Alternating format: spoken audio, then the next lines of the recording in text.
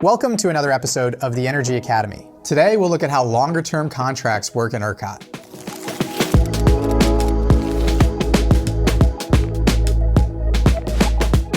Across the world, long-term power contracts form the foundation of the power system. For generators, long-term power contracts provide a reliable revenue stream by reducing the exposure to volatility in short-term market prices. And this reliability allows the owners of generators to secure financing for new projects. On the consumer side, long-term contracts provide stable and predictable power prices. And ERCOT has a unique characteristic that makes long-term power contracts particularly important. It does not have a capacity market. Say a new natural gas plant is proposed in response to increasing demand. In a capacity market, this plant might receive payments from the system operator or from the government for its potential to generate electricity, even when it's not actually doing so.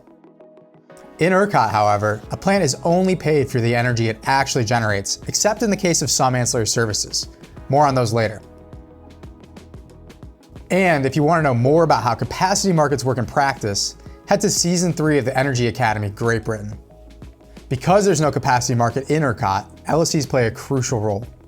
They enter into bilateral agreements with generators, making long-term commitments to purchase electricity at an agreed price. So, how prevalent are these types of transactions? Well, the majority of power in ERCOT is initially contracted through these long-term agreements. One example is power purchase agreements, or PPAs. These involve generation resources, like wind and solar, selling power to buyers, like LSEs, at an agreed price for specified durations. But all that is being agreed is the price that the buyer will pay the seller, and the amount of electricity that the buyer will actually receive. The buyer won't necessarily receive that physical power directly from the seller. This is because the flow of power across large areas is complex. There isn't always a direct transmission pathway between the buyer and the seller. And because both the flow of power and the real-time balancing of the system are very complex, power prices at the time of delivery can be very volatile. Because of this, ERCOT offers financial risk management tools known as Congestion Revenue Rights, or CRRs. We'll come back to the concept of congestion later in the series. Parties with long-term agreements often purchase CRRs. This is to hedge against any future congestion that might expose them to unwanted price volatility.